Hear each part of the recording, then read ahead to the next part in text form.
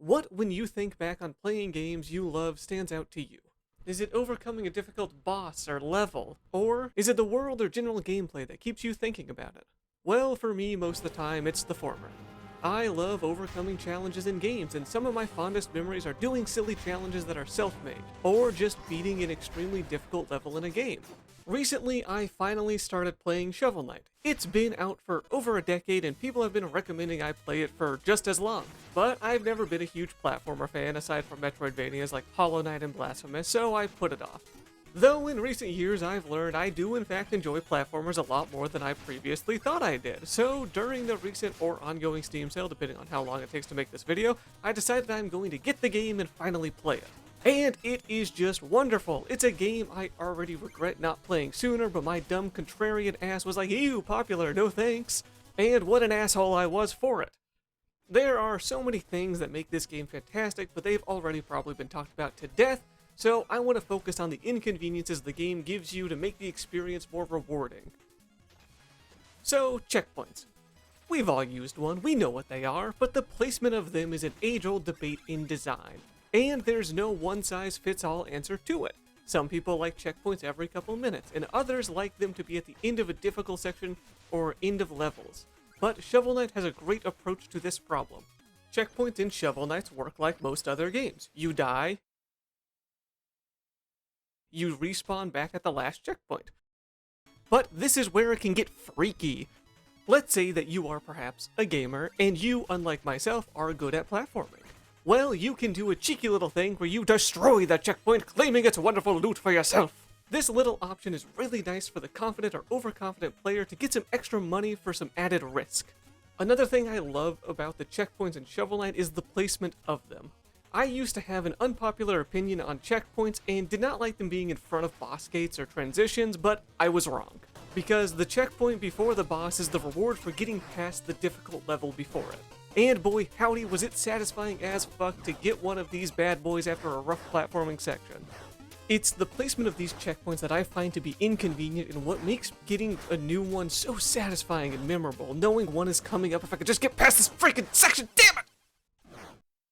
Now that we've eased into the topic a bit, that being inconvenience in games, I want to talk about what I think is an unpopular opinion I have, but haven't looked into it, so I honestly don't know if it is. And it has to do with Bualdurs Gate 3, and Divinity 2 Original Sin.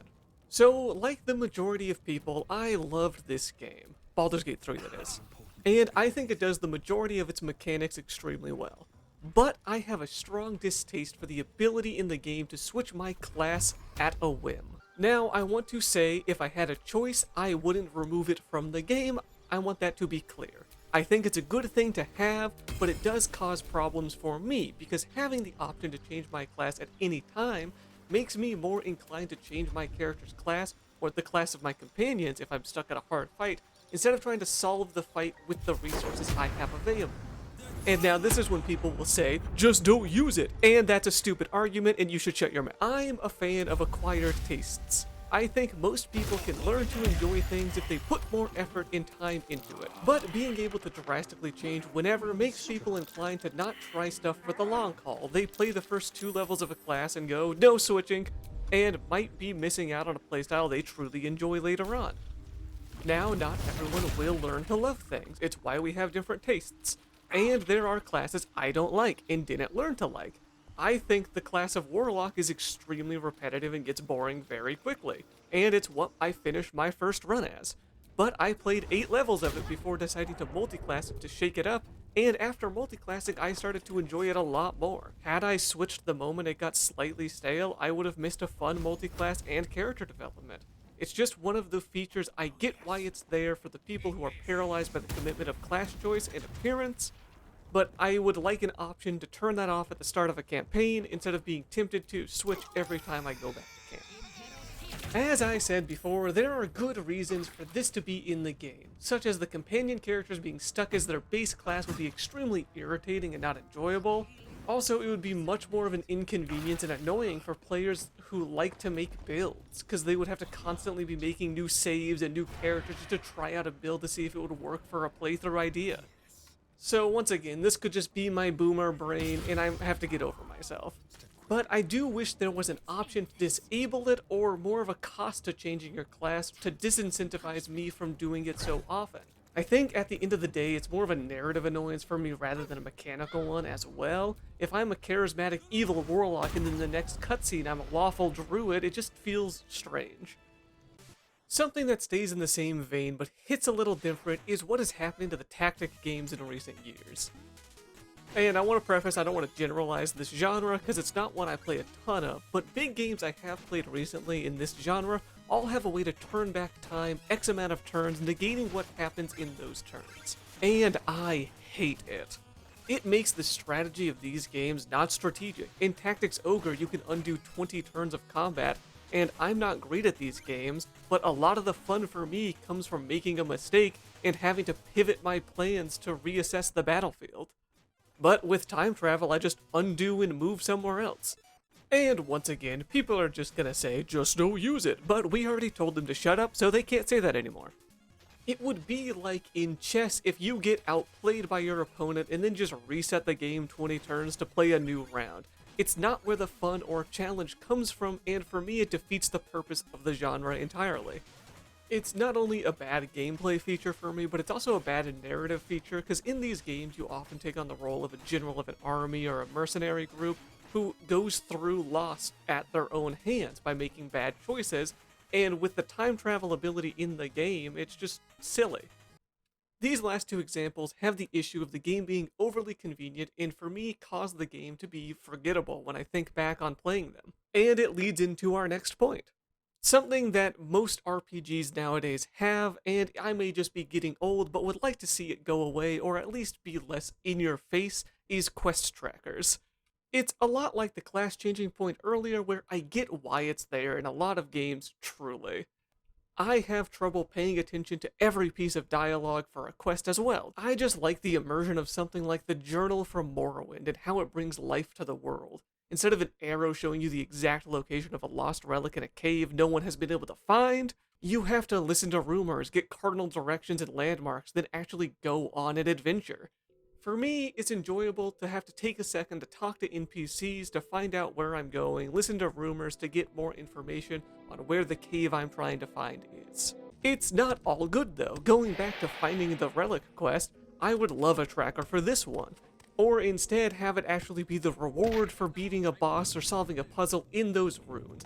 Because this quest in Morrowind comes very early on, and all you get is the runes and the name of the object you're looking for. After that, it's up to you to find a tiny little box on a shelf that looks exactly like everything else in the ruins. Morrowind also has something that many MMOs used to have before flying mounts and fast travel took over everything, and that's traveling. It's what many people and myself love about classic WoW and Final Fantasy: A Realm Reborn.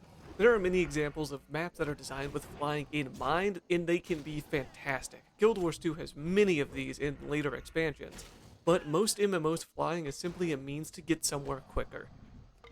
And yeah, sure, it's convenient, and I'm no classic Andy who has all the time in the world to walk across Ellenwind Forest for the 10th time today, but it honestly feels good to walk across the world. You notice all the little details and environmental storytelling that are just overlooked when you're flying over the map. This is mainly for World of Warcraft though. Unfortunately, Final Fantasy XIV's world just never stuck out to me personally, so running around it always kind of felt like a chore. For me, it's more of a spectacle rather than a world that asks questions through its environment, other than why are all these crystals everywhere? But that's just a personal preference, and still has the issue that most people won't even see it because they just fly over it.